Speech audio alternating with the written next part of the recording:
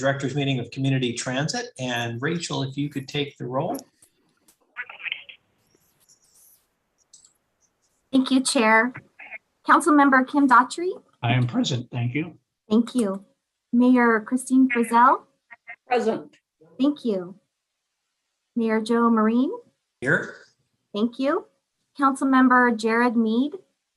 Here. Thank you. Councilmember Tom Merrell. I'm here. Thank you. Thanks so much. Mayor John Nearing. I'm here. Thanks. Thank you. Labor Representative Lance Norton. Here, Rachel. Thank you. Thank you. Mayor Sid Roberts. Here. Thank you. Councilmember Jan Schweddy. I'm present. Thank you. Councilmember Stephanie Wright. I'm here. Thank you.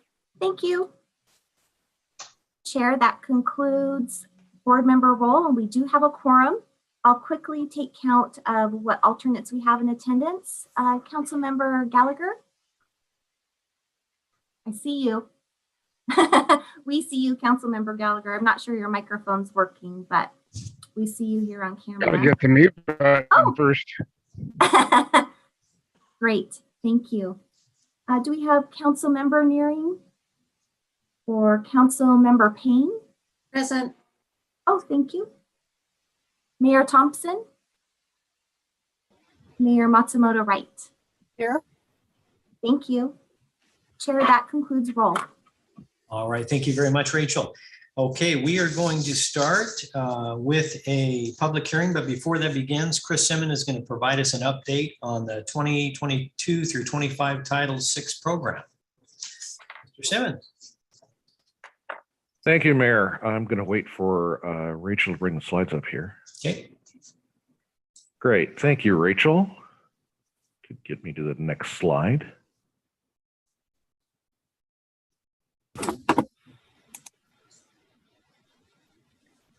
Thank you. So the Title VI program is in response to the Civil Rights Act of '64, stating that no person in the United States shall be excluded on the grounds of race, color, or national origin.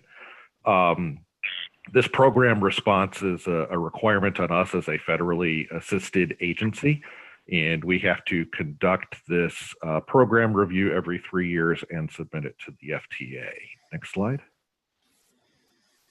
So our programs were required under our FTA grants to have such a program. This details how we're going to ensure that our requirements and our program goals under Title VI are going to be met. And as I stated, this is to be updated and submitted to the FTA every 3 years based on our analysis, based on the actions of the past 3 years, and based on public feedback. Next slide. So the process for this program is to develop a draft. We conduct our analysis from our activities over the past 3 years. We put that draft out there, receive the public input, receive our board's approval, and then submit this to the FTA. Our current deadline is to submit this program by the beginning of June of this year. Next slide, please. So we are currently in our formal comment period, hence the hearing today. That period closes at the end of the week, at which point we will take all of those comments, re-review our program, make any edits, submit this back through the Strategic Alignment and Development Committee for final approval, and put it, assuming everything goes to plan, put it back in front of you at the June 2nd board meeting. Next slide, please. So what we've done from the public outreach component is included writer alerts requesting comments on the program. We've included social media notices in multiple languages. We've had our physical signage up at high ridership locations. And we've also undertaken direct communications with many of the community-based organizations serving populations that would be affected by our Title VI program requirements. Next slide. This is a very minor revision to the current 3-year Title VI program document that we have today. The Title VI program is designed to be the floor, and we have structured the document to be such. This is the lowest possible level of non-discrimination that we're going to undertake, and that's what we're committing to. as a floor. As an agency, we go well beyond that, but there's a difference between what we're going to commit to the federal government and making sure we're meeting all those requirements and what we aspire to achieve as an agency. The document itself does not contain any major changes to policies. It updates our public engagement strategies to match our current practices. Those underwent a significant revision during the past couple of years with the pandemic. And so we've updated the document to reflect those changes and show the increased outreach that's been undertaken. We've made some minor grammar and language changes. And then as required, we've updated our demographic and operations data to the latest available to include in the appendices of the program document. Next slide. So the program document includes new maps, new performance data, a new list on our Title VI affected routes, update on the complaint form, a list of all the Title VI complaints that have been made over the past 3 years, a summary of that outreach, an analysis of our language program to ensure that we are meeting FTA requirements on the number of languages alternative to English that we're having to do outreach in. But this has not updated our onboard survey. We are still using the 2019 onboard survey for this program document. That onboard survey is currently scheduled to take place later this year.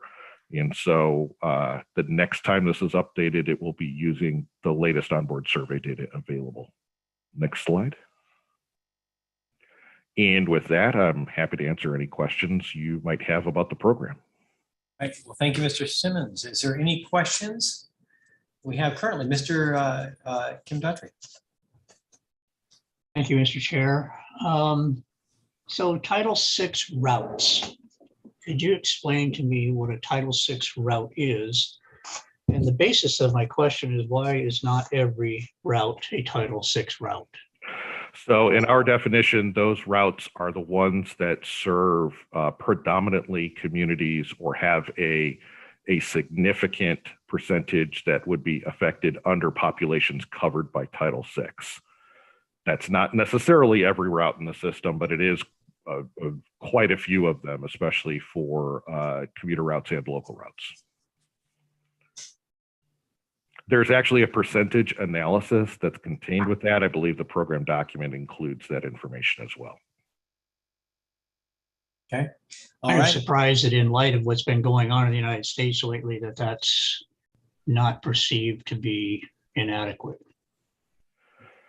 So we're writing this to the federal regulations and the federal guidance that were contained in our master agreement with the FTA.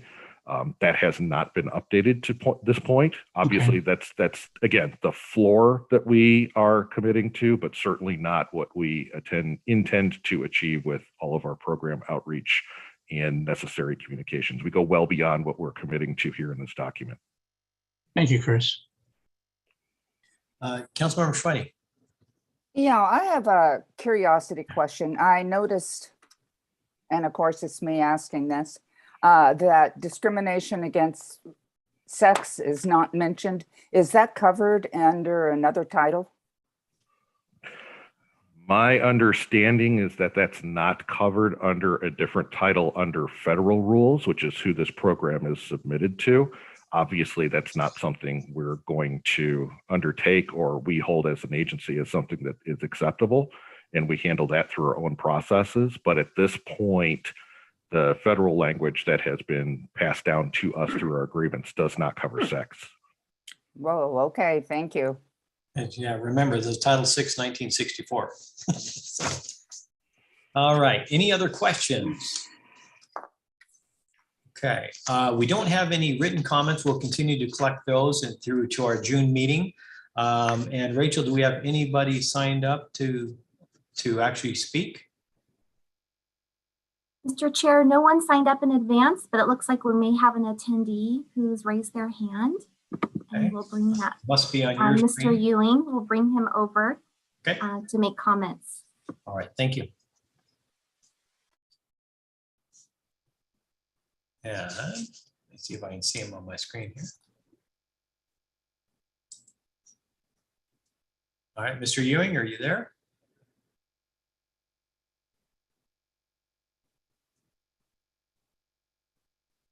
Okay, I'm getting nothing on my end.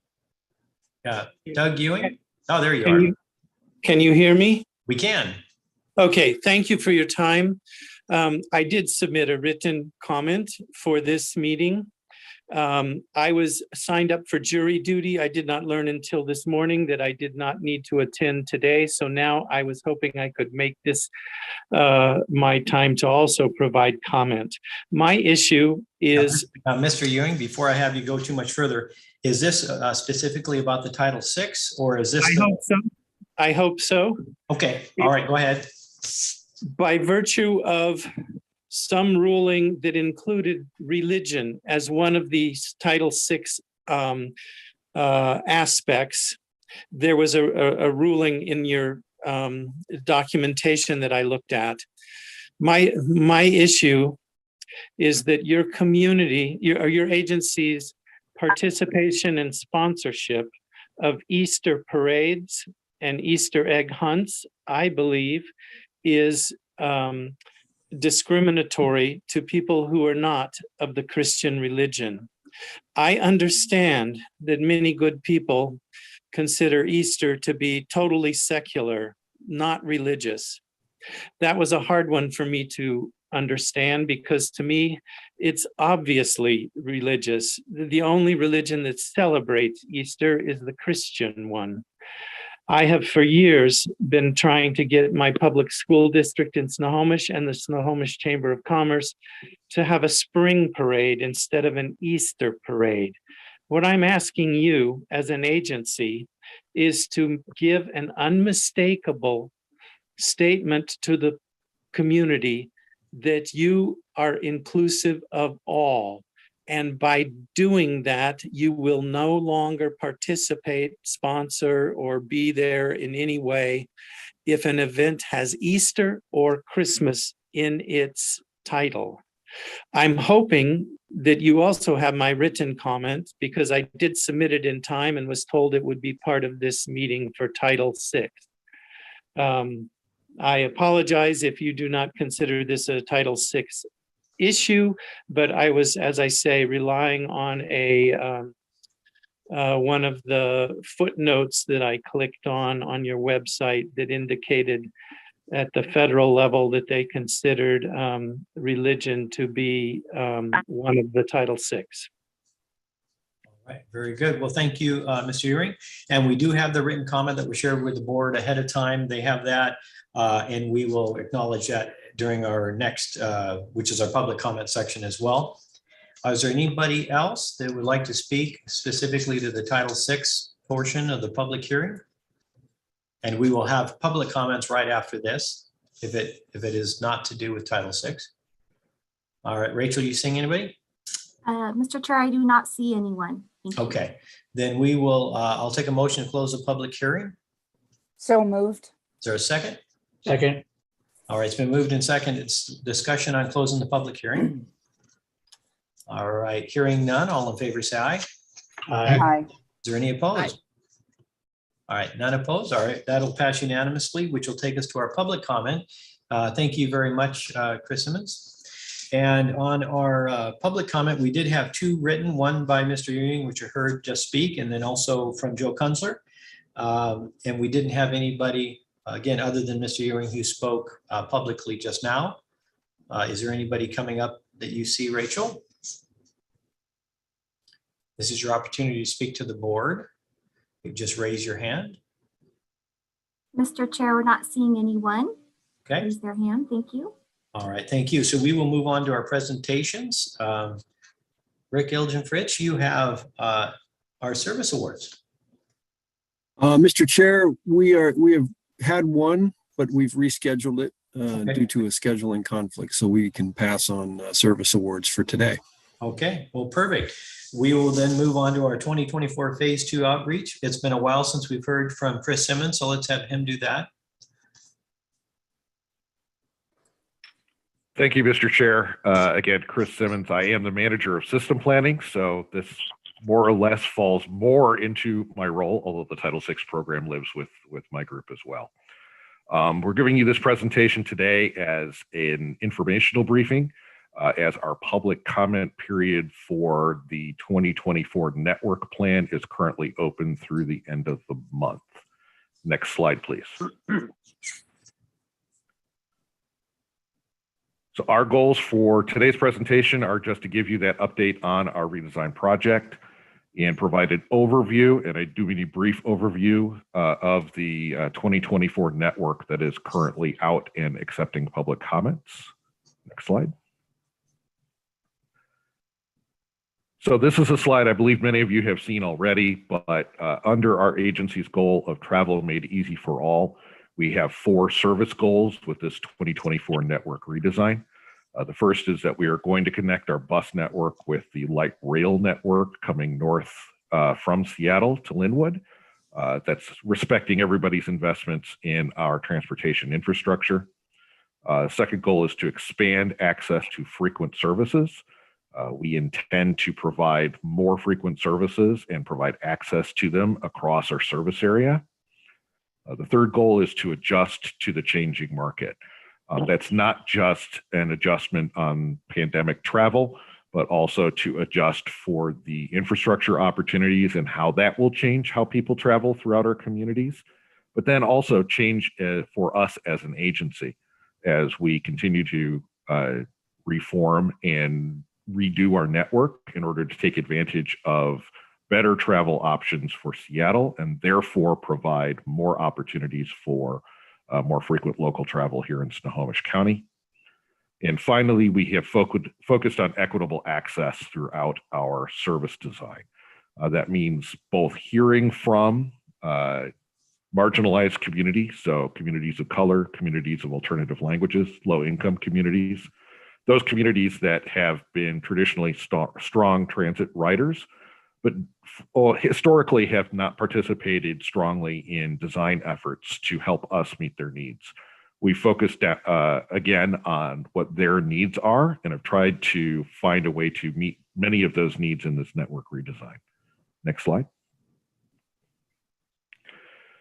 So as a reminder, we asked the public back in last fall of what they wanted to see out of the new network. And that was not a route by route request, but more of a visionary request of what folks wanted to hear. We incorporated that information into this network design, and therefore we've created new local routes that are serving new areas we haven't served previously. We've made small changes to many of our existing routes to serve neighborhoods in some new ways, or neighborhoods that weren't developed when we originally had our last network design. In response to public input, we've increased our frequent weekday bus service by nearly 50%. This proposal also includes approximately 30% more trips during the middle of the day. That was a strong need that was identified by the community, as well as more than doubled the number of routes operating until 11 p.m. Again, another strong need identified by the community for more evening and later service. Next slide. So this is the full 2024 network proposal map. It is way too tiny on all of your screens. Please do not strain your eyes as you attempt to look at the map. But we use this to illustrate that we have looked at our entire route network and frankly made all changes from every location, north to south, east to west. If you could click for me. So this proposal has 35 total routes and approximately 434,000 service hours. While that is a decrease in the number of total routes, it is a significant increase in the number of service hours. So we have managed to consolidate our network and increase the amount of service within what we've consolidated by taking advantage of not having to maintain as many trips to downtown Seattle, the University of Washington, and Point South. Next click, please. Of those 35 routes, 21 of them are new or altered in some fashion. 13 of those routes will be operating under this proposal at 30 minutes or better at the weekday peak. 26 of those routes now would have all-day service. 21 of those routes would operate after 8 p.m. And instead of our current commuter route system of the 400 and 800 series of routes, we would replace that with a new express route system called the 900 series that is really more modeled on Sound Transit Express services. They're designed to provide more direct point-to-point connections. Next slide. So within a quarter mile of the stops under this proposal, and Rachel, there's going to be 3 more clicks for me here. Click once. We have managed to cover 80% of the county's residents under this design. I feel that's pretty impressive given the fact that the city of Everett is not within our service area, and we've still managed to create that level of coverage. Next click. Managed to maintain service to 61% of the county's jobs, and click. And I think one of the more important pieces we've learned during the pandemic is the need to maintain service to essential destinations such as doctors' offices, hospitals, schools, pharmacies, grocery stores, et cetera. 417 of those destinations are currently within this design. And as we continue into the future, that's going to continue to be a point of priority for us in our design, network design principles. Next slide. So I'm going to break these up into quadrants. Please do not pay attention to the name of the quadrant as actually corresponding to geography. This was us attempting to find a way to break this out in some consolidated ways, and we didn't come up with better language. If somebody would like to send me an email with a suggestion, I'd be happy to take that later. But for the communities to what we're calling the Northwest Quadrant, this is Stanwood, Arlington, Marysville, Tulalip. This is 7 of our local routes, 3 of those new express routes. And part of the point with this quadrant was to maintain some new all-day connections from Stanwood to Linwood City Center Station, or Linwood Link, creating new connections between the Cascade Industrial Center and the Smoky Point Transit Center, and to create a better grid of routes serving Marysville, downtown Marysville especially. Next slide. The quote unquote Northeast Quadrant, or the communities of Lake Stevens, Snohomish, Monroe. This is 6 of our local routes, 3 of our express routes. We've managed to propose all-day connections to Everett, as well as connections to the Swift, Orange, and Green lines, as well as the Mariner Park and Ride, which will be a major transfer hub. And we're trying to set the stage for a future transit hub in Monroe itself, and setting up with new express service to Totem Lake and Bellevue, or line 2 of Link Light Rail for those who are looking to travel down the east side of the county.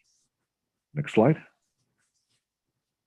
So the Southwest Quadrant, obviously as containing Linwood, contains some of the more significant redesigns in our process. This is all 3 of our Swift bus rapid transit lines, 11 of our local routes, 7 of our express routes.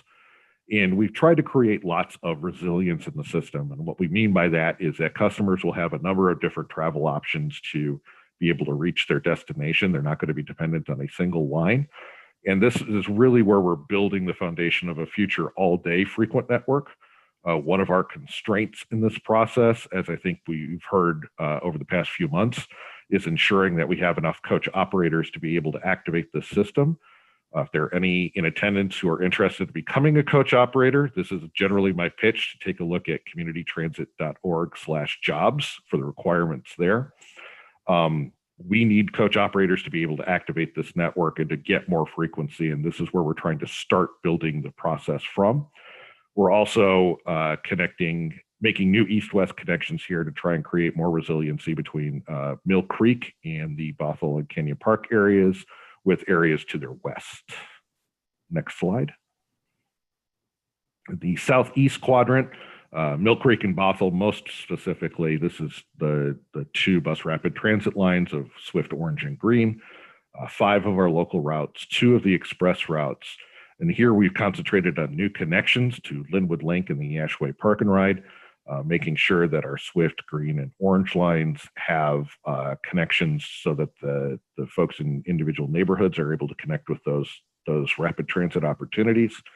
We're setting up for Stride bus rapid transit along I-405 and 522 so that we're able to make connections with those services when they come online. as well as ensuring that we're making better connections with local institutions such as University of Washington Bothell, and allowing some cross-border transfers for the east side of King County by connecting with King County Metro in Bothell as well. Next slide. So I'm going to quickly run through a few of the routes that we thought would highlight how this community input was going to come into play and give you kind of a preview of what the community is seeing with this outreach approach. I'm going to start with the Swift Blue Bus Rapid Transit line. This is where the extension between Aurora Village Transit Center and the Shoreline North Station would come into play. It would take the alignment from Meridian Road down to 185th. Again, maintaining 10-minute headways during weekdays, 15 minutes on Saturday, and 20 minutes on Sunday. This is the same sort of format that the citizens who are commenting on our survey are receiving for every single route that they are seeing in the system. And we'll give you a preview on a few more here. Next slide. So Swift Orange, I'm sure you're all well aware of our Swift Orange project at this point, but to give you an idea, we are not accepting public comments on our bus rapid transit lines at this time because we've already done the public outreach on those. And so what we've done here is illustrate where those new routes are going to be coming into play in order to help individuals respond to the whole network so they get a better idea of how the system is responding. Next slide. The Swift Green, we're highlighting here because when we launched the line in 2019, we did not make any significant rerouting decisions in order to connect in with the Green Line. We have done so here, and we have not adjusted the line. We are looking forward to the opportunity to extend the Green Line down to downtown Bothell and the University of Washington Bothell in the nearer future, TBD. But at this point, we're not making adjustments to the Swift Green. Next slide. This is one of our major route adjustments. This is Route 120. We have moved it off of Edmonds College, as that is now currently going to be served by Swift Orange, and made the connection instead at the Linwood Transit Center, continuing over to Canyon Park, and then extended down to the University of Washington Bothell, increasing service down Bothell Way as a way to start to build ridership in anticipation of the Swift Green extension. This is also one of the routes that we are starting to build additional weekday frequency on by increasing the headways to 30 minutes in the AM and PM peak periods. So you get an idea of how that looks to the public as we're presenting this. Next slide. Route 121 is a proposed new route extending from the Ashway Park and Ride along 164th and down North Road and Filbert Road, again connecting to Canyon Park and down to the University of Washington Bothell. That stretch, especially between 164th and Canyon Park, we're serving Linwood High School, has been a frequent request of the community in the past, and we're pleased that in this proposal we're able to find a routing and an extent, a way to serve those areas that we've had those frequent requests. Next slide. The Route 222, we have reconfigured under this proposal so that it provides a more east-west direct connection as a way to build a better grid for downtown Marysville. The proposal would allow for that straight trip from the west end of Tulalip through to the east end of Marysville. It would connect to Marysville Getchell High School. High schools, especially as we take public comments, are going to be a major point of our redesign focus moving forward, especially with the Move Ahead Washington package and its opportunities that are put in front of the agency. Next slide. But we haven't forgotten circulator services for Marysville. And so as the public is commenting on these, we're asking them to be conscious of how their routes, current route numbers and current routing may have changed and been covered by a different route. And we've created a table so that folks can make that connection for themselves. Here we've created a new Route 223 to pick up much of the circulating functions that we previously had in the 222. making sure that we were serving both neighborhoods in Marysville as well as the Kilseda shopping area. Next slide. So Route 902 is the first one I'd highlight as part of our express series of services. Some of these are peak only, some of them are operating on an all-day basis. This is one that we have designed to operate on an all-day basis, creating a direct connection from the Mukilteo station, so from the ferry, as well as Sounder Station, down the Speedway, and creating a direct connection to the Linwood Transit Center for linkages to light rail and Point South.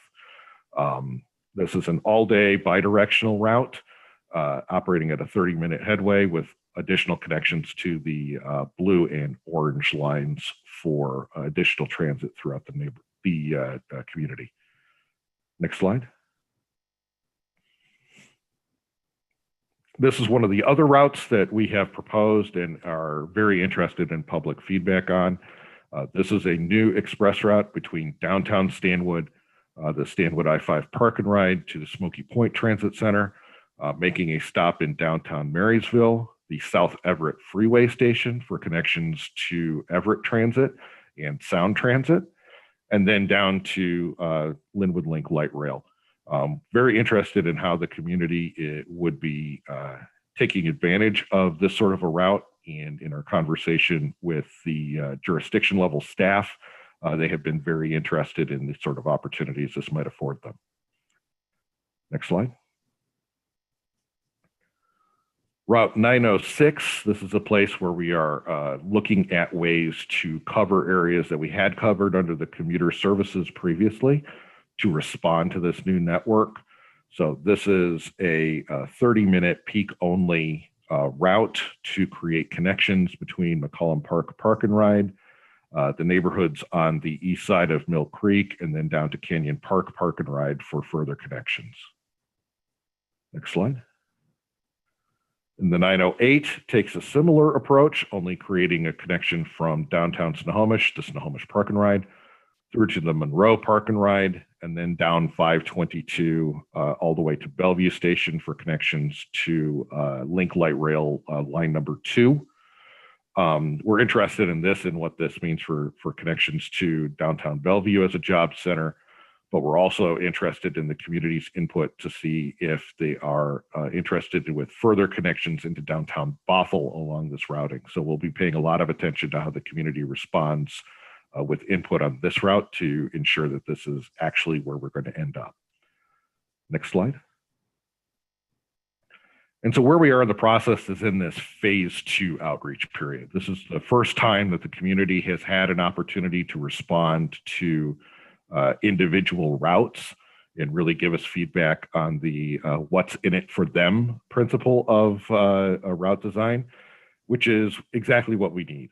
We can design things from our understanding of the rider's perspective and look at it from a system perspective, but that doesn't mean we get the individual's perspective from the folks who are using our services. And so this is really an opportunity for them to provide us with their experiences and help us make a better design. Next slide, please. So that feedback can be provided through May 31st. I've linked the language locations as well as the main site at transit2024.participate.online here. That survey gives individuals the opportunity to provide comments on all of the routes in this proposal or only those that interest them. They need to select the quadrant of the area that route is operating in order to bring that route number up. And we are accepting any and all comments through the end of the month. If they have a more system designed question or simply feel more comfortable emailing us after looking at things, they can certainly do so by emailing us at ct2024@comtrans.org. And as always, folks can leave us verbal comments at 425-353-7433 or 353-RIDE, our standard information line as well. Next slide. The project schedule is that we're going to be accepting this input through the end of the month, and then my team and I go back and cloister ourselves in some of the new administrative building conference rooms. start to work through those public comments and how we can make a better system. I describe the system right now as kind of a Zen garden.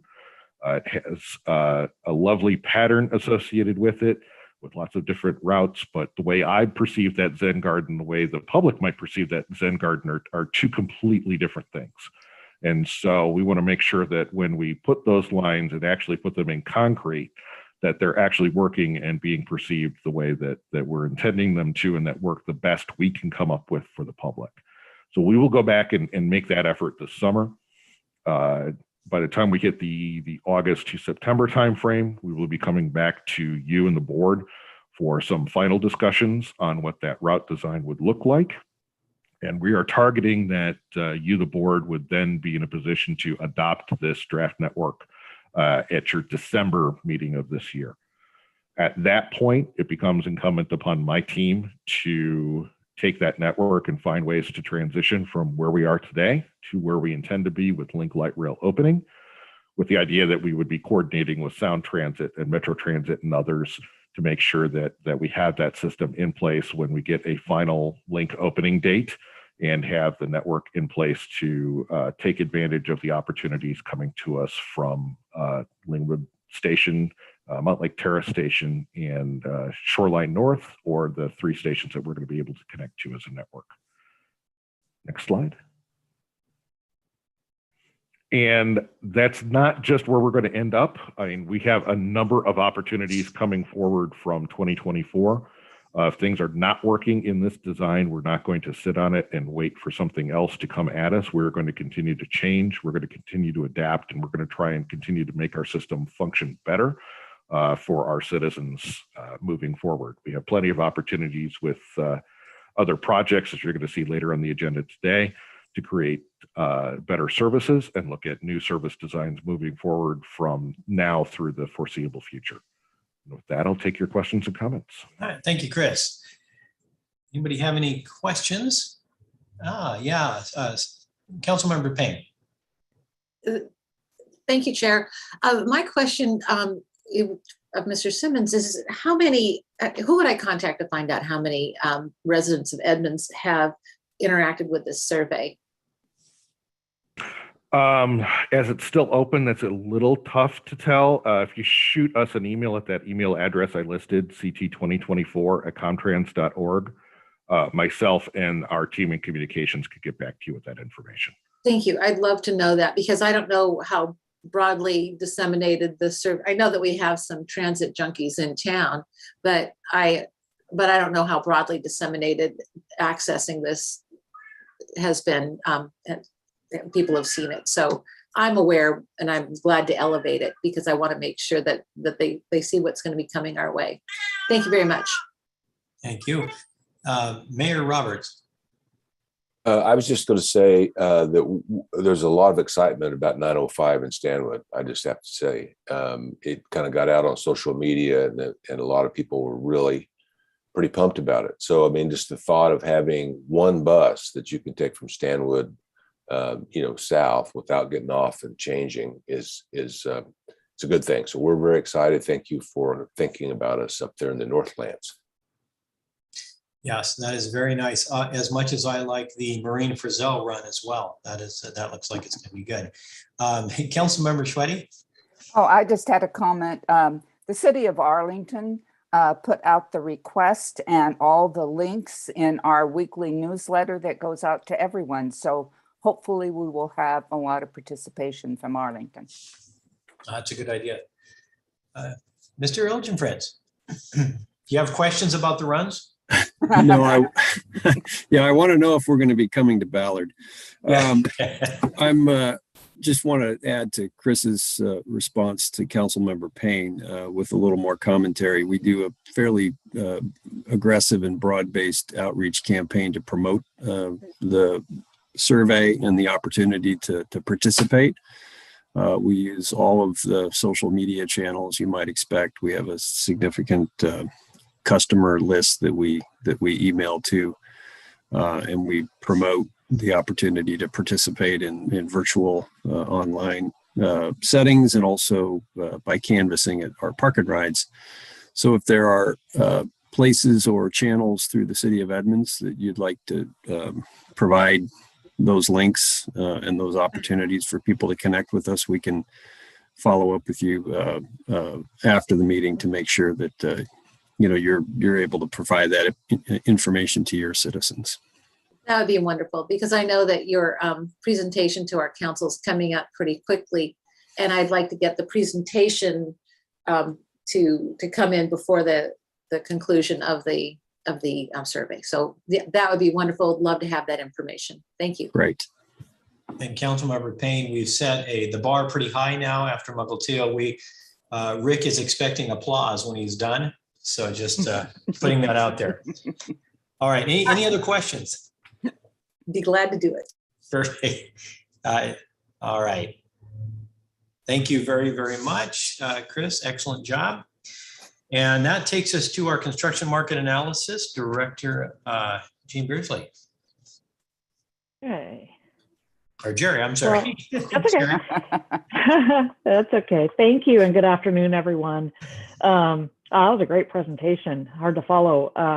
We're going to switch gears now to talk about construction and our capital program. This is a presentation we gave recently to the SACD committee, wanted to share it with the full board. And really what we wanted to do is just kind of validate some of what we're seeing in the construction market that affects our projects with what others are seeing in our region and our state. Next, Rachel. So we already knew, and you'll see this in some of the numbers we present later, but definitely a lot of competition right now for construction projects. We're seeing the impacts of inflation. We're seeing the impacts of local strikes, and you can think of the construction concrete strike as a good example of that. That's affecting a lot of projects that were in the pipeline. And then material availability and shortages. And we've talked about supply chain issues already, but that certainly has an impact on how people are able to bid on projects. So those are the key factors that we see. Next slide, please. So this is an overview of some of the research we did. And then on a couple of other pages, I'll give you some specifics for some of the jurisdictions. We did a survey. Actually, it was even more public agencies than this, but the ones we're going to show you today were our own community transit, Shoreline, Seattle, DOT for the state, and the Port of Everett. Really what we were looking at is school districts, cities, counties, ports, other transits, others in a similar situation to us doing capital construction projects.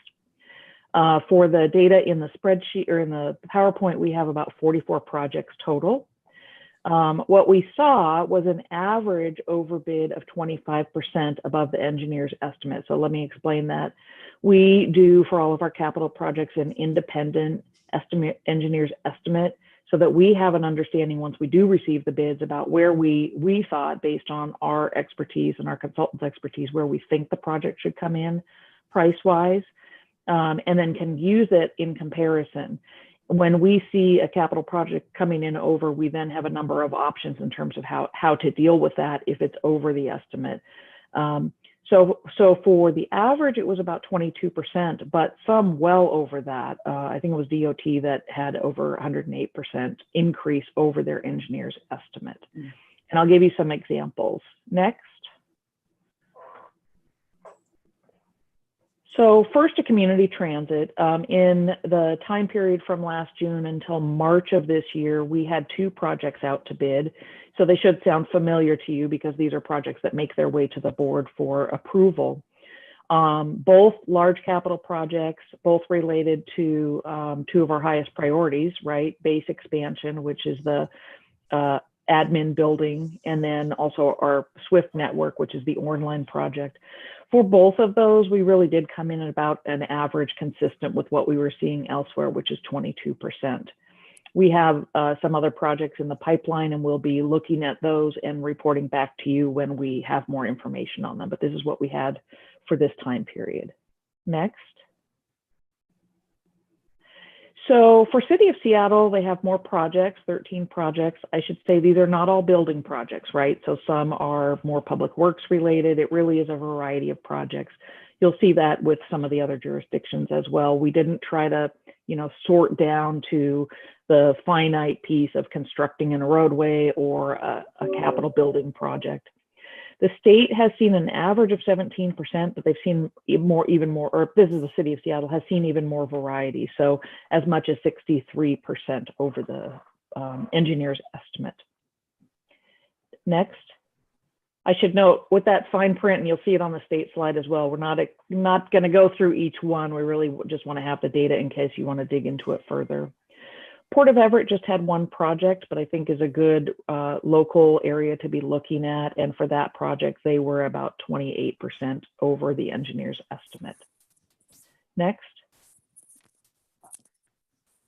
Shoreline, similarly, it's local, it's near us. They have some good projects that they're working on. Oh,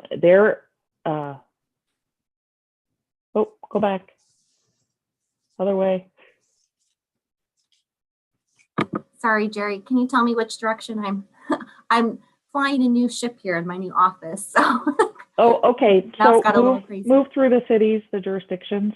Okay. Oh, there we go. Port of Everett, next one. Shoreline, thank you. Okay, stay on that, Sorry about Rachel. that. No, you're doing great. So for the Shoreline projects, their average overbid is not as high. It's only 2%, which is great for them, but certainly they have had as much as 32% over their engineer's estimate. Okay, Rachel, now to the next one, which I think is the state. So you skipped a couple of slides when you did that.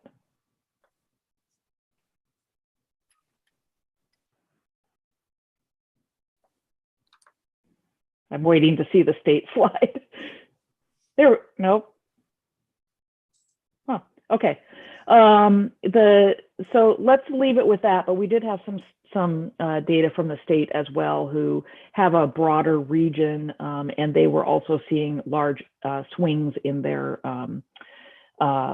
bids that were over the engineer's estimate. It's a little harder to look at the state in exact comparison because we are affected very much locally and regionally by the market we're in as opposed to the statewide market. Rachel, let's go to the next slide and I can just skip the state part. So really, again, just to confirm, we are seeing the same thing as our partners are seeing. It does affect our ability to respond to bids and to move forward with projects. As you've seen with our budget summaries and our sales tax revenue, for example, we have been in a very fortunate position to be able to respond to those higher bids and to move forward with those projects. We do expect that to continue, but we're watching it very closely. Long term, most expect that trend will normalize. There was a significant spike in the last year and a half because of COVID, supply chain, et cetera, et cetera. We really are starting to see that normalize so that while it may stay steady, we don't expect it to grow even further. And that is the end. So I'm happy to answer any questions.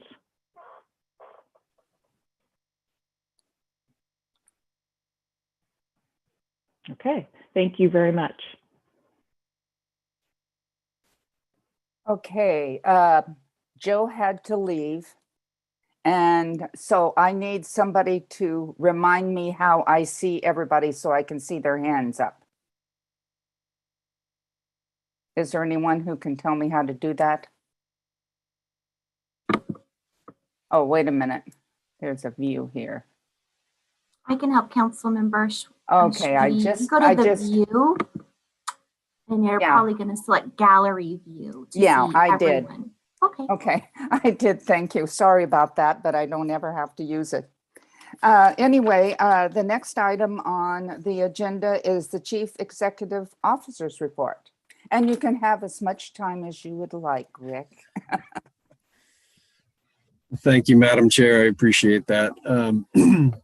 And thanks, Chris and Jerry, for your presentations. You know, the market analysis is a big deal for us. Obviously, it's hitting the public sector across the region and the state. We wanted you to be aware of the trends we're seeing because we still have a number of projects in our facility master plan ahead of us, and we're about to embark on planning for the Gold Line project. So as we go forward with our capital program, we'll be watching market conditions very closely and incorporating what we're seeing into how we're planning and estimating our costs. So more to come there. So as Chris indicated, we've been out and fanning across the transit district, meeting with cities to present both an update to what the agency is working on generally and also a deeper dive on the 2024 network plan. And we've been getting a great response, a lot of interest out there. You've seen some press coverage starting to bubble up, and I think it's starting to take hold that the nature of this network restructure is different and notable compared to past network changes that we've typically entertained, and it's because of those big regional investments taking hold in the I-5 corridor. So we had Lake Stevens last week, Bothell earlier this week, and we've got Stanwood and Edmonds upcoming, as Councilmember Payne indicated. And we've been getting a lot of feedback so far through the digital channels that we've provided. So we're seeing a high level of interest as well. So we'll be looking to collect all that and stay engaged with the board on what we're learning and what themes and issues we might want to take into our next round of iterative changes to the network. But it is the heart of what we're working on right now on the planning side. And so it'll continue to be a topic of interest here at our meetings. Also of particular interest and later on our agenda is the innovation program and the launch of the Linwood pilot project. As we update communities around the region on the 2024 network, we are also mentioning our work on innovation, and that's drawing a tremendous amount of interest and enthusiasm as well. So it is confirming that we'll have a lot of eyes on the Linwood project to see what we can learn there and how we can take those lessons and apply them elsewhere in the transit district. I think it's also notable to recall that the Linwood pilot project is designed based on a community-centered approach, based on what the city and its citizens in that unique context felt would work in their city.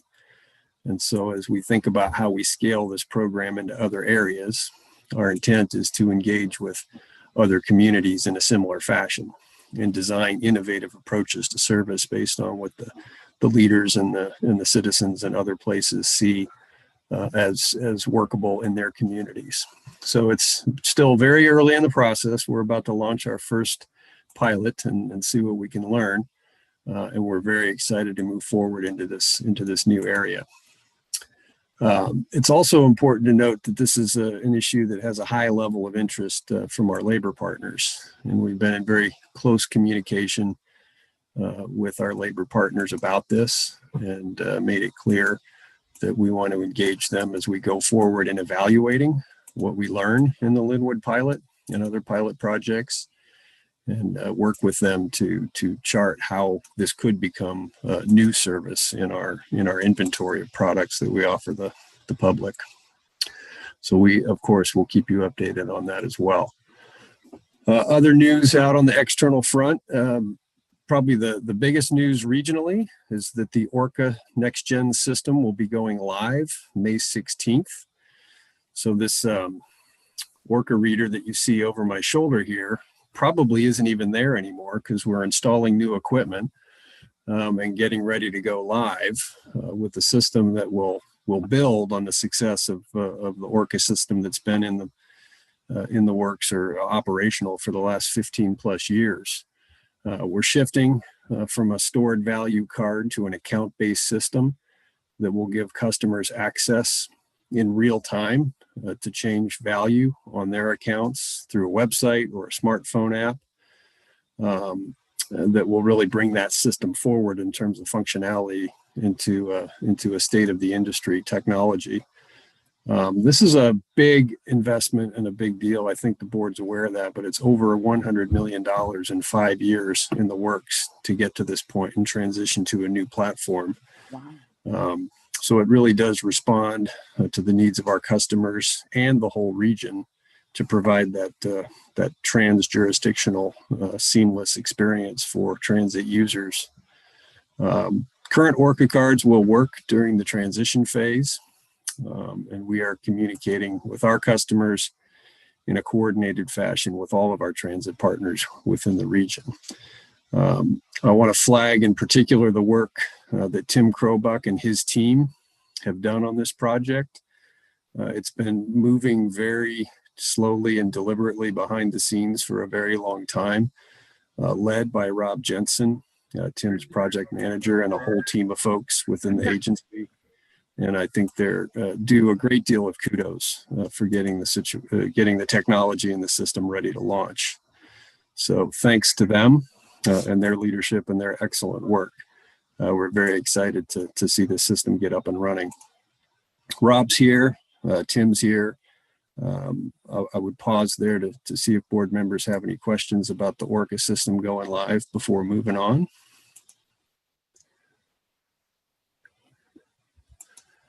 If not, then we will move on. Thanks, Rob, and thanks, Tim.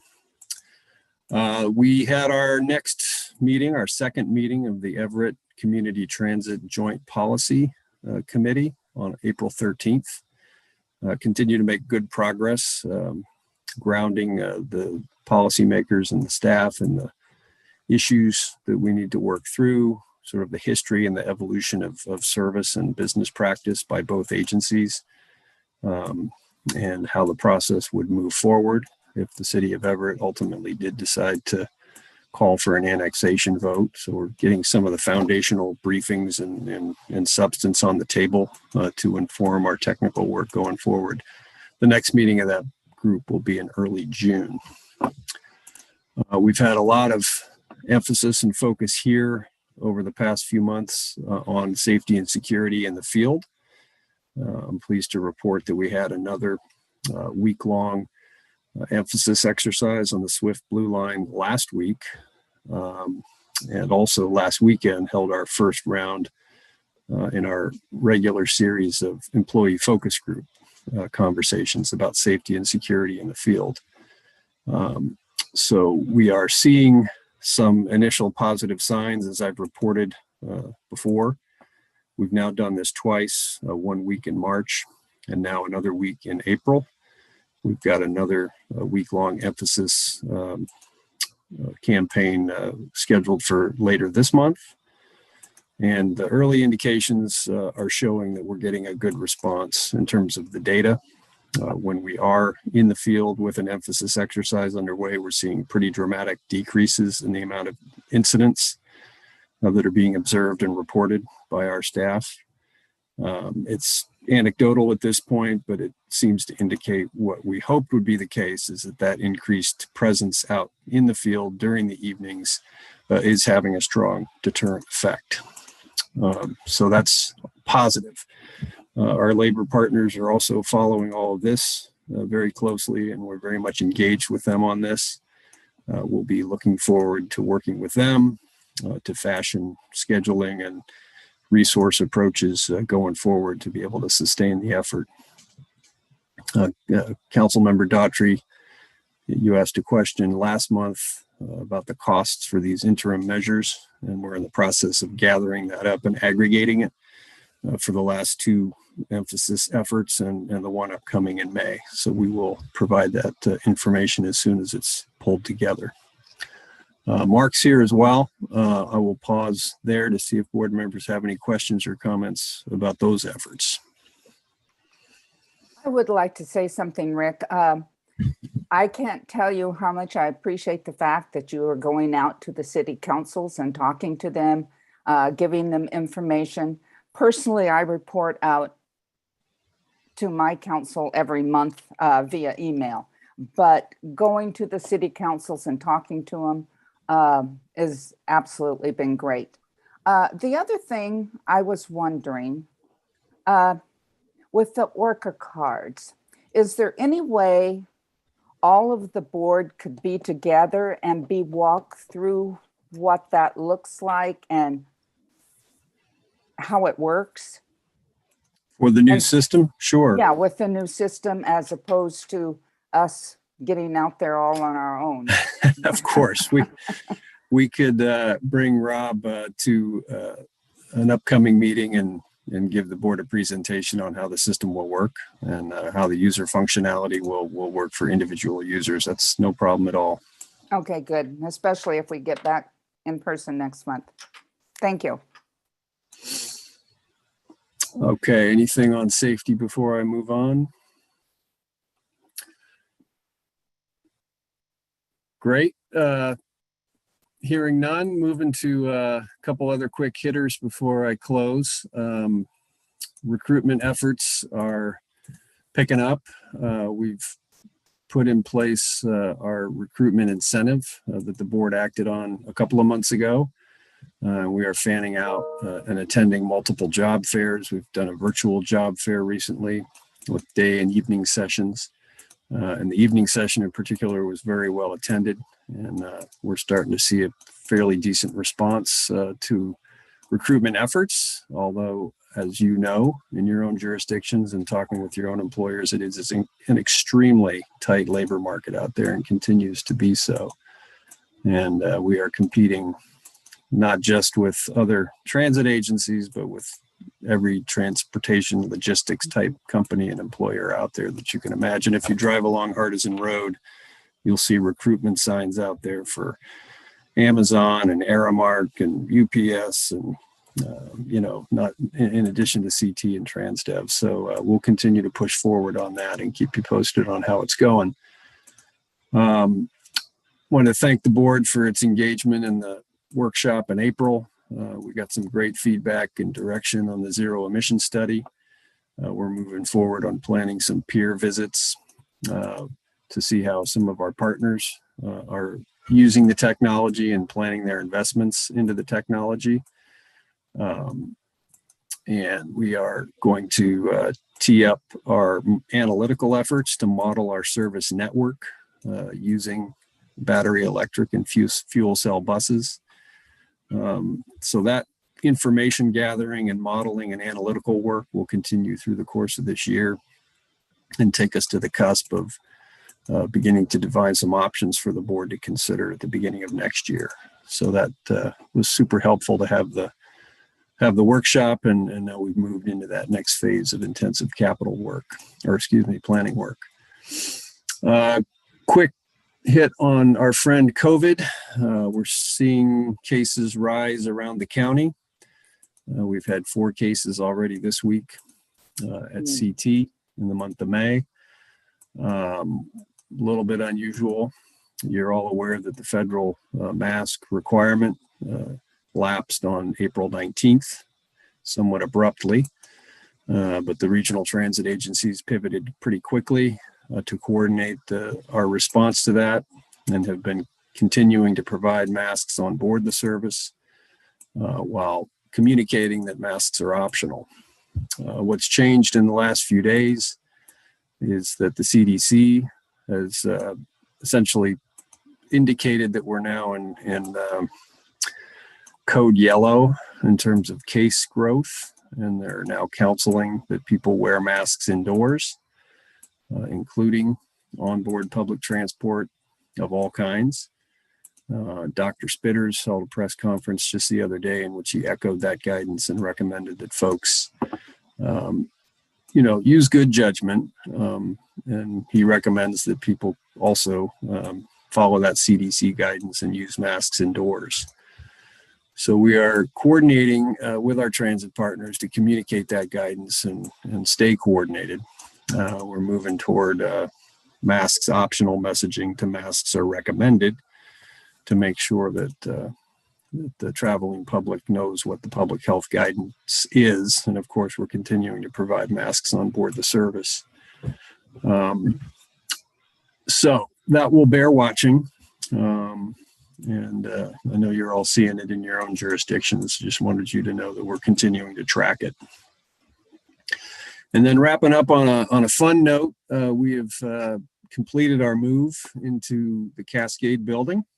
And so we've brought our employees back to work, and it's a fantastic facility. And in the process of moving, we have vacated the Merrell Creek Administration Building, which is now going to move into renovation and expansion to become a state-of-the-art operations facility. We're settling in, working through bugs, getting everybody situated, dealing with all the things that you might imagine when relocating 200 people and bringing back many of them who've been working remotely for quite a while. So we're in that transition phase, paying a lot of attention to it, but the operations of the organization and administration of our work is continuing uninterrupted. We are going to hold an open house that board members are invited to and employees on May 10th to celebrate the new building. And of course, we are excited to confirm that we'll be having our first virtual board meeting at the Cascade building in June. So this should be our last virtual board meeting. Knocking on wood as I say that, but looking forward to the June meeting. With that, Madam Chair, that concludes my report. Okay, anyone have any questions before we move on? Okay, we're down to committee reports, and I'm going to be giving the executive committee report for Joe.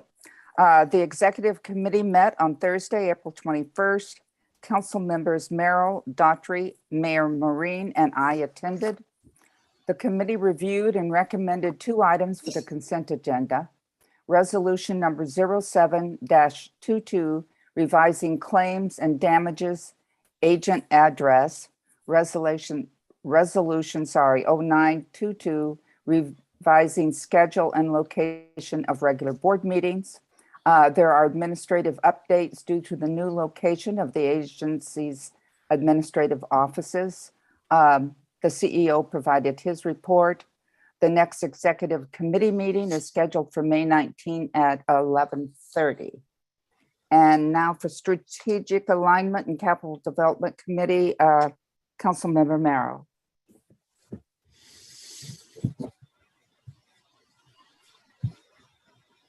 Good afternoon, board.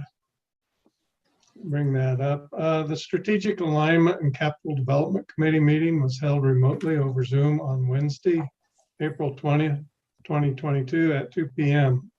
The meeting was attended by Mayor Joe Marine, Councilmember Tom Merrell, Labor Representative Lance Norton, and Councilmember Stephanie Wright. Councilmember Jerry Mead was unable to attend.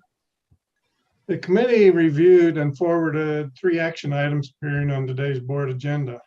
Award of ITB 2022-01, Merrell Creek Admin Building Improvements. Greg Stamatio, Capital Development Program Manager, will present this item. Second was the award of RFP 2021-105, Wayside Digital Signage. Jay Heim, Senior Program Manager, is presenting this item. And then third was the award of RFP 2021-095, Microtransit Service for the Linwood Pilot Project, and Jennifer Hawes, Community Programs Manager, will present this item. The committee reviewed and forwarded 2 consent items on today's board agenda. The job order 2021-027-B4 for the Lake Stevens Transit Center road surface refresh repairs to repair broken and failing horizontal surfaces to eliminate pedestrian trip hazards and protect vehicles from damage. Burton Construction, Inc. was selected to complete the work in the amount of $339,085. The cost is included in the 2022 approved budget and project number 2202. And then next was the RFQ 2017-0C79 task order for vehicle storage and training facility construction project construction management services. I'm not going to say that twice fast. Supports community transit staff and the design team land development consultants during the project construction of the facilities master plan phase 5. KBA Inc. was selected for this task for an amount not to exceed $406,209.33. The 2022 budget includes adequate funds under project number 2017. And then finally, The committee forwarded 3 informational items heard earlier today in the board meeting. One, the construction market analysis. Second, the Title VI program plan update for 2022 through 2025. And then finally, the 2024 draft network and phase 2 public outreach. The next meeting of the Strategic Alignment and Capital Development Committee is Wednesday, June 15th at 2 p.m. Thank you. Thank you, Tom. I think yours is actually longer than mine. So now for the Finance, Performance and Oversight Committee, we met on Thursday, April 21st, 2022 via Zoom. Board members Christine Fazell, John Nearing, Sid Roberts, and I attending. Consent items, approval of March 2022 monthly expenditures and payroll, items 8-H, through 8-L on the agenda. Approval of revised agency safety plan, item 8-E on the agenda.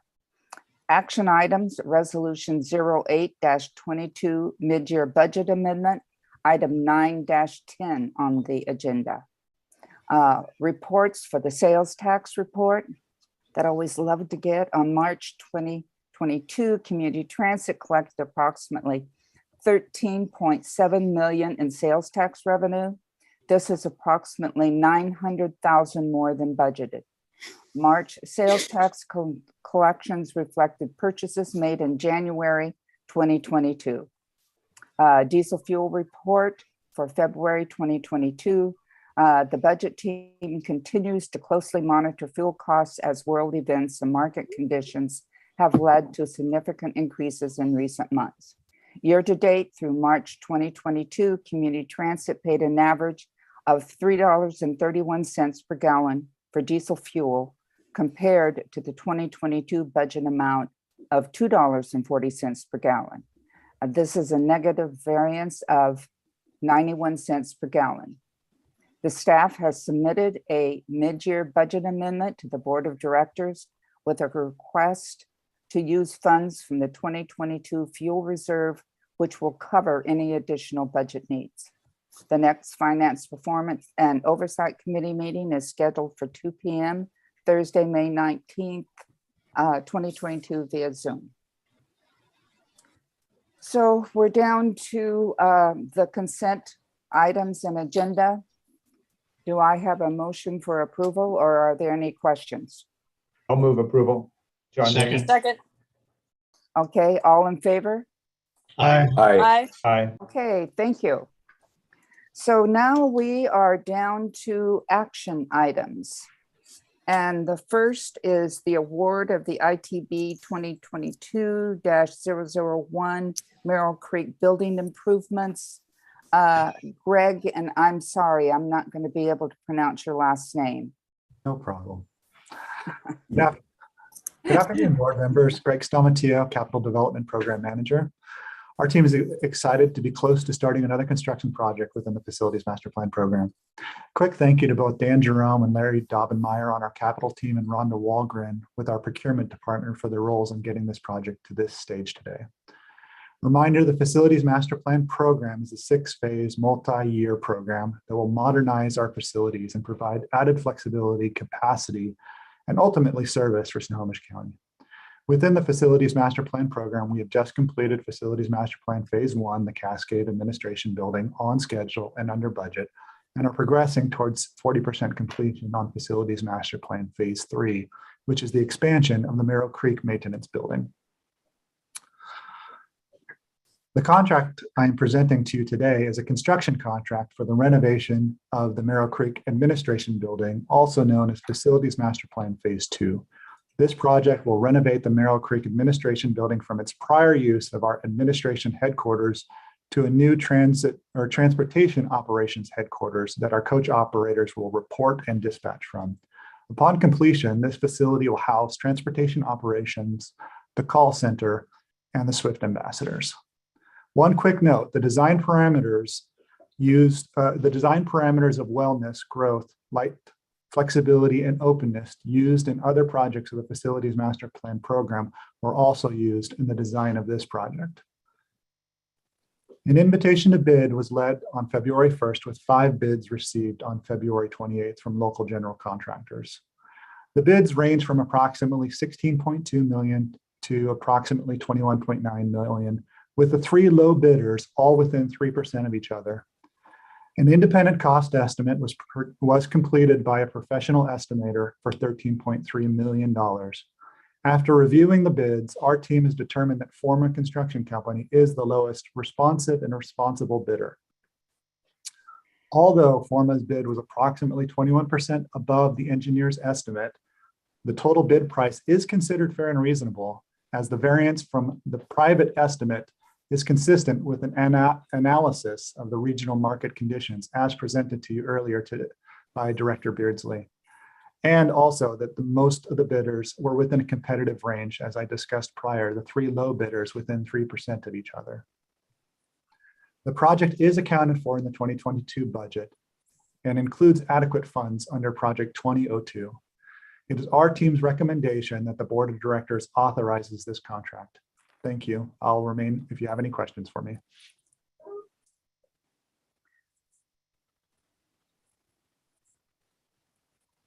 Okay, does anyone have any questions? I just have one. On the recommendation, it says specifically not to exceed the amount. And since we don't know what's going to happen in the next year or so, is there a chance that the prices are going to continue to go up? And then what, it comes back to the board for additional money? Is that how that works? This means that the contract is locked in for the duration of the contract for the original scope at $16.2 million approximately. Any change of conditions or change orders that are throughout the terms of the project follows industry standards of negotiations of those costs based off of independent estimates and negotiation that our team does.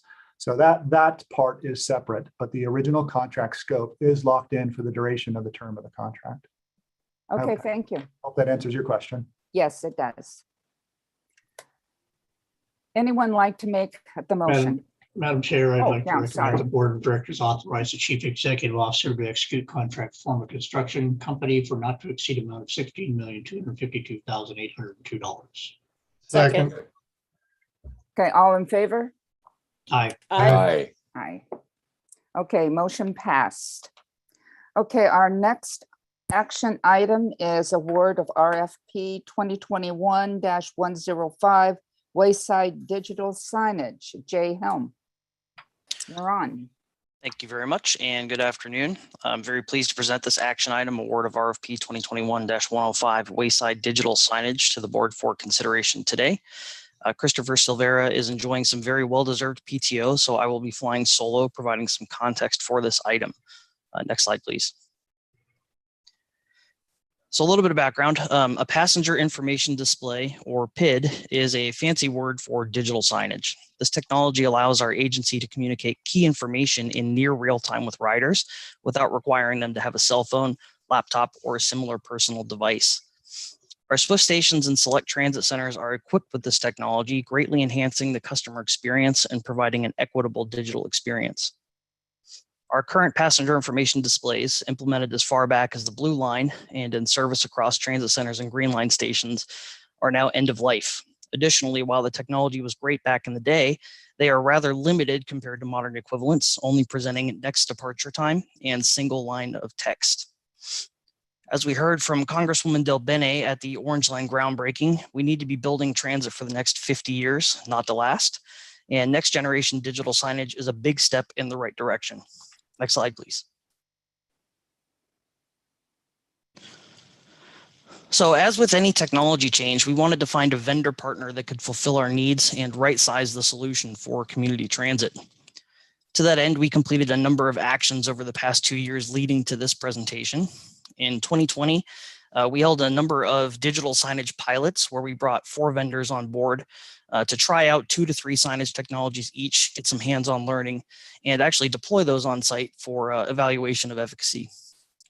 In 2021, we issued a competitive RFP, received 4 proposals, and this RFP considered both the need for technical replacement today, and also room for future growth. And recently in 2022, we held demos from the leading RFP proposers.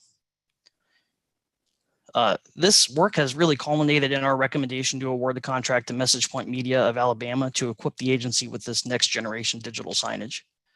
Rachel, could you go back one slide briefly? Thanks. Some of the images on this slide demonstrate some of their technology flexibility. We'll have the ability to have TV style screens, full color modular LED panels, such as the one that you see in the top right, as well as some e-ink displays for off-grid deployments. That's some pretty cool technology that allows totally standalone signage. The evaluation team was particularly impressed with their modularity and tiered support options, which will provide the kind of flexibility and deployment that we need for Orange Line and beyond. All right, next slide, please. The next generation technology will allow significant flexibility to both the type and quantity of information we can provide riders.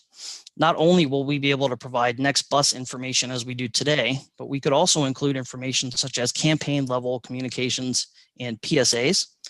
For example, the past 2 years, this would have been an ideal medium to provide information on masking requirements. The greater real estate of these displays will also allow for inclusion of multiple SWIFT lines on a single screen. This will be particularly helpful for shared SWIFT stations on Bothell Everett Highway, where Green and Orange Line intersect and serve the same stops.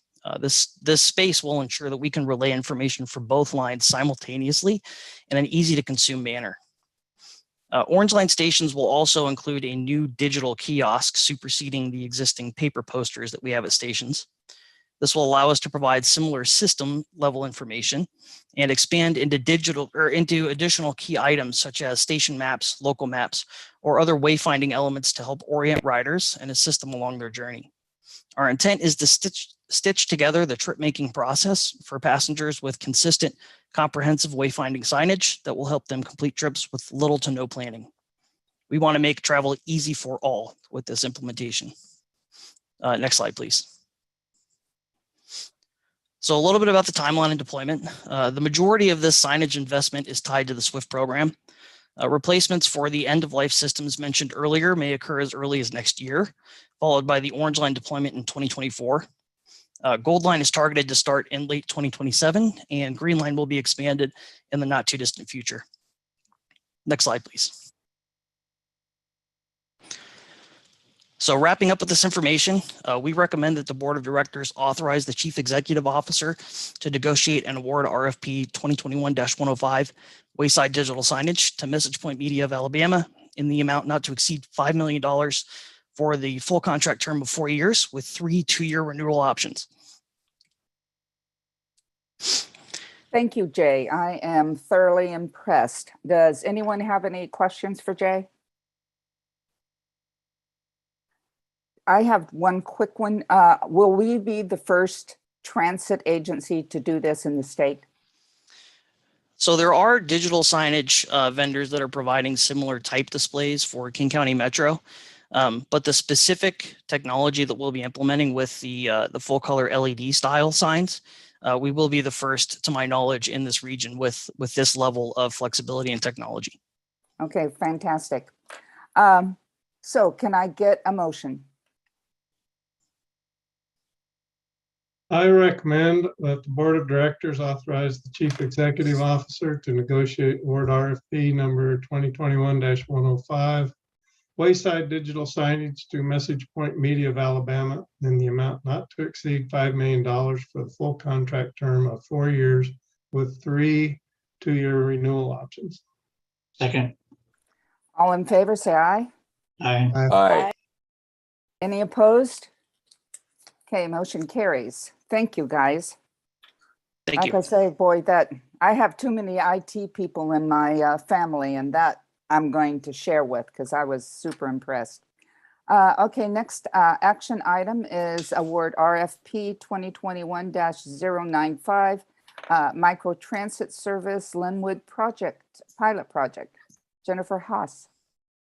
Good afternoon, everyone. I'm Jennifer Haas with Community Programs Manager. And as mentioned, I am here to walk through the vendor recommendation for operating the Linwood pilot project. Next slide, please. So I'm going to spend just a few moments walking over the project itself and then going through why we're recommending the vendor that we are and next steps in the project. Next slide.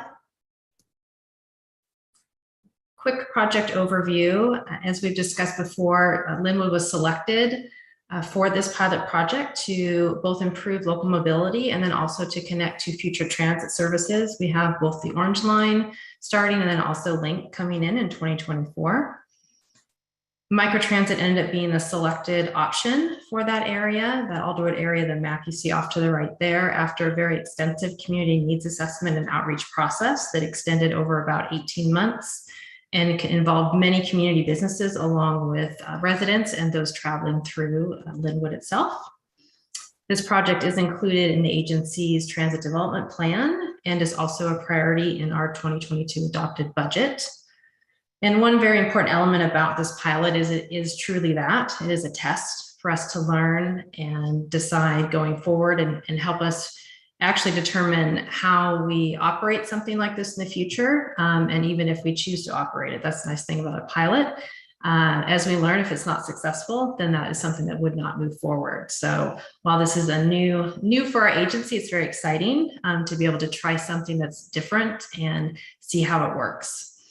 So we worked through quite an extensive evaluation process through procurement and had 2 vendors that submitted proposals to test this microtransit concept in the Linwood area over a 12-month period. Next slide, please.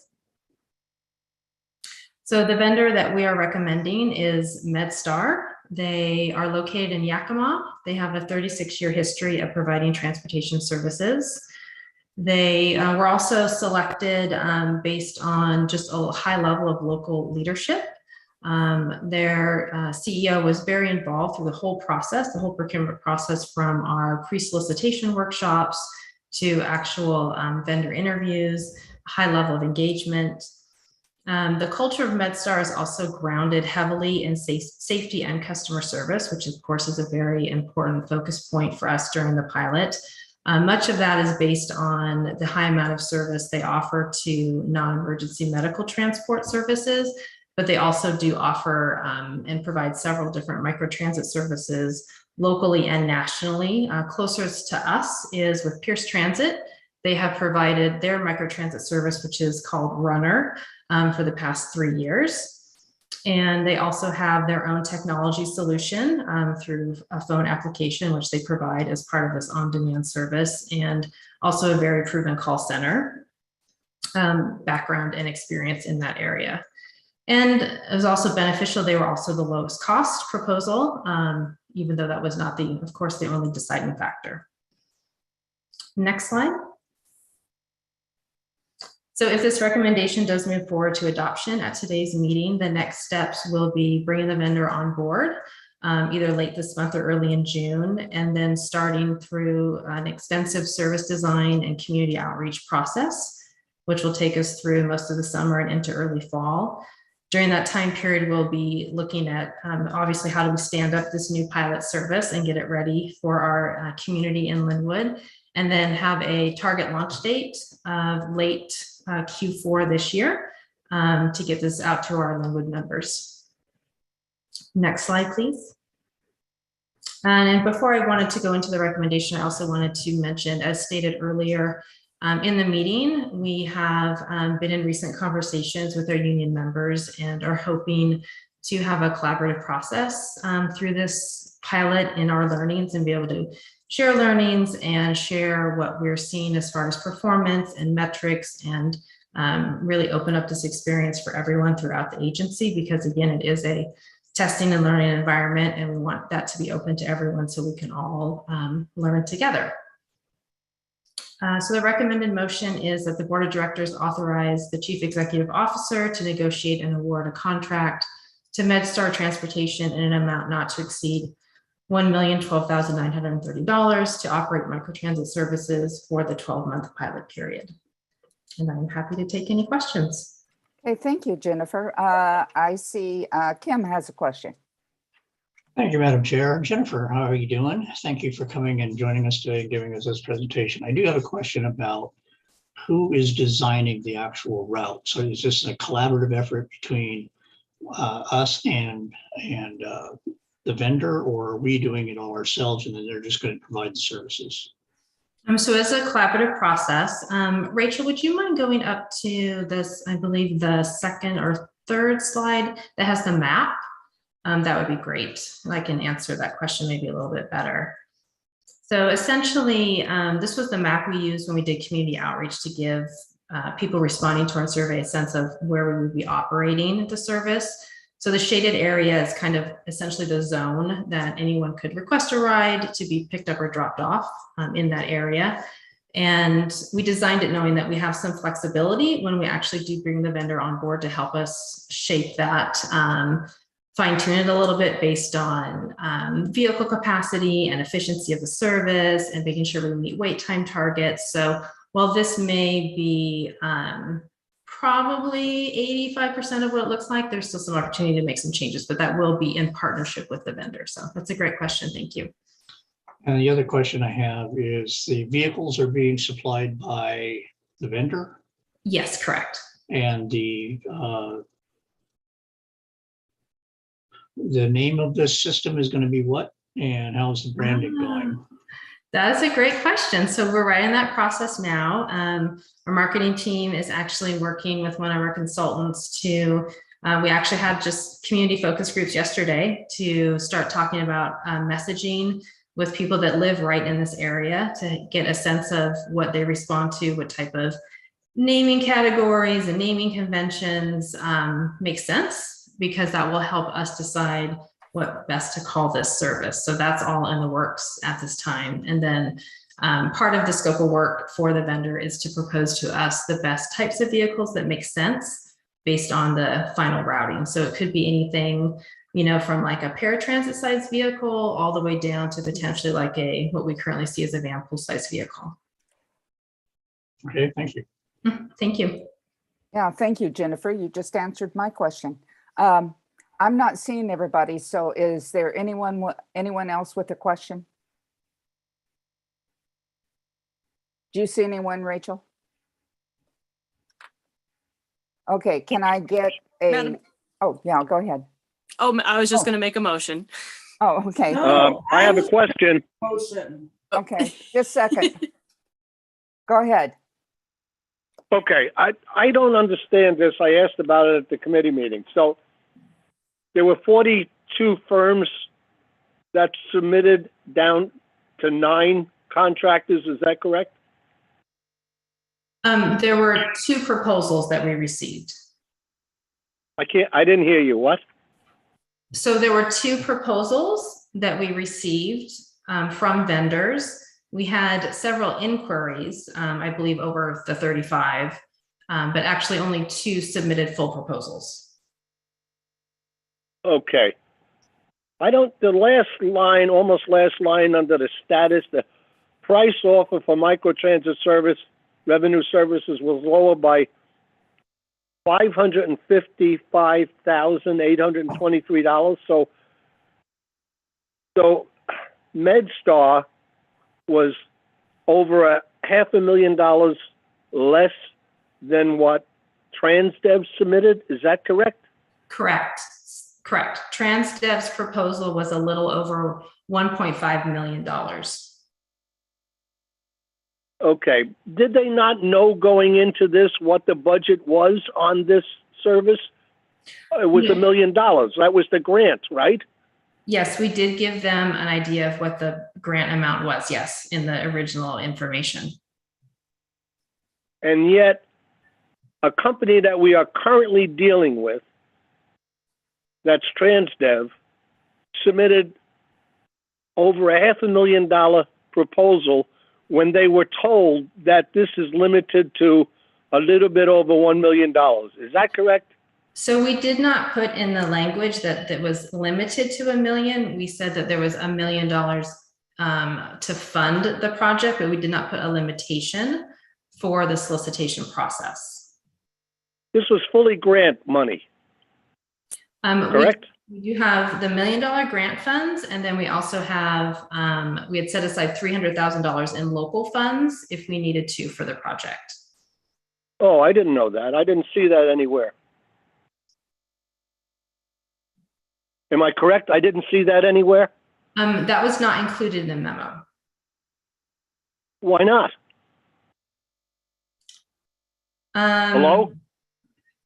We didn't feel it was necessary based on that the award came in so close to the grant amount. Over $300,000 is so close to the $1 million, right? So the A third more. 300,000 was for contingency. So it was for if the project needs those funds in implementation, then we'd be able to have access to it. But the intent was for the grant to fund the pilot project period.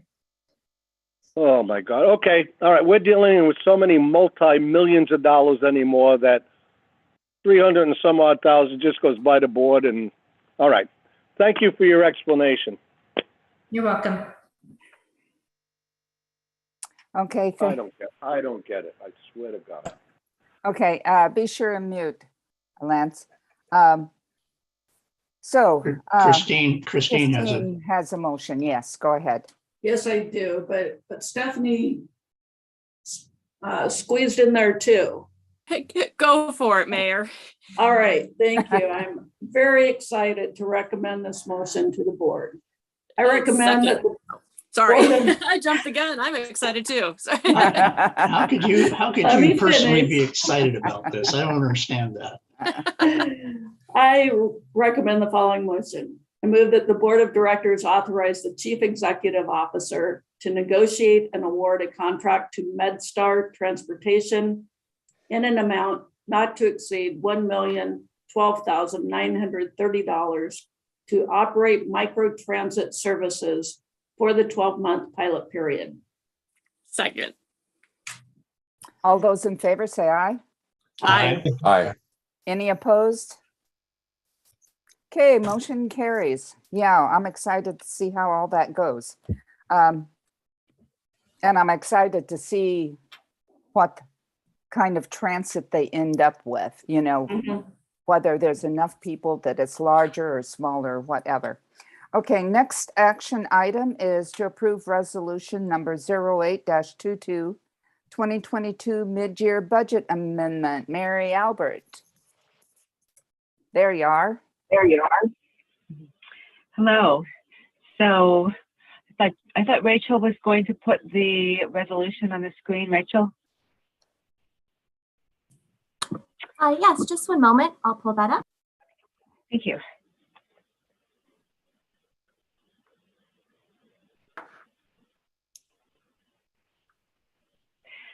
Sorry, I don't have any slides to show to you.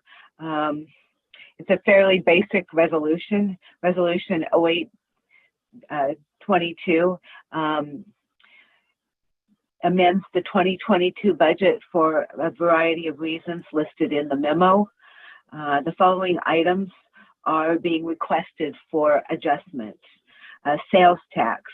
We're requesting a $2.9 million adjustment that reflects higher than expected sales tax collections during the first 3 months of 2022. The $2.9 million is the amount that we've received in excess of the budget so far. We're also asking for an adjustment to the fuel budget. This reflects higher diesel fuel costs that are affecting community transit and our fuel budget. We're asking for a total of $3.3 million in the fuel budget, and that covers diesel, gasoline, and oils and lubricants. We're also asking for $172,000 in budget adjustments for employee engagement for such costs as recruitment and also for drug and alcohol testing. We are asking for several capital project budgets to be approved. One is for data integration support in the amount of $312,000. We're asking for $244,000 for a project for secure equipment, key and access badge lockers, and then $229,000 for Swift Station security modifications. And then the last thing that this amendment resolution does is it amends the beginning cash balances and trues those up to actual cash. As happened last year, we found ourselves with more cash. At the beginning of 2022, we're adjusting cash by $37.6 million. And this relates to stimulus funds and an Orange Line grant that were received, as well as increased sales tax during 2021. So that was a good news adjustment. Yeah. If anybody has any questions, I'd be happy to answer them. Okay, Rach, does anyone have any questions? Just speak out. Yeah, I do. The one on the fuel, that's actually coming from fuel reserves. Is that correct? It is, yes. Okay. At this point, we have more cash in the general fund that is needed for reserves, so we can replenish those fuel reserves with that And cash. what would that leave in the fuel reserves? And the fuel reserves after this, we still would have, so if we have $5.2 million for fuel reserves, that would leave us about $2 million. Thank you.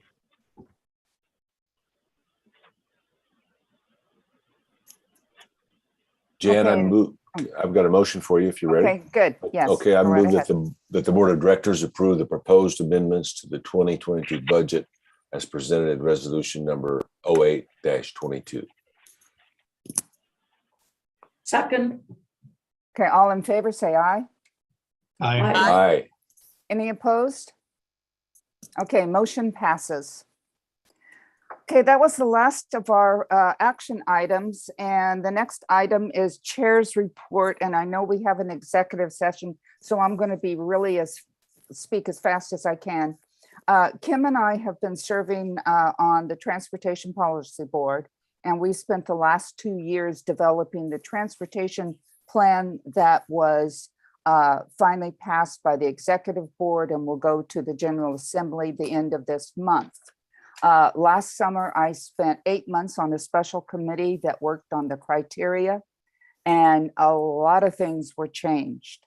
3 things that were focused was equity, safety, and climate, and they have their set-asides or standalones, and they have added points. And why I'm telling you this right now is because the safety report that was on the consent agenda, I was concerned being on the committee that we were pushing things a little too far. But I have to tell you, the safety plan that Community Transit has goes way over. I mean, they did an incredible job. I mean, I read the whole thing. I was so impressed. And why I'm telling the board is I really recommend that you go into the agenda and print off that safety report and give to your directors, because they are going to have to address all those things in their comp plans and on future transportation grants.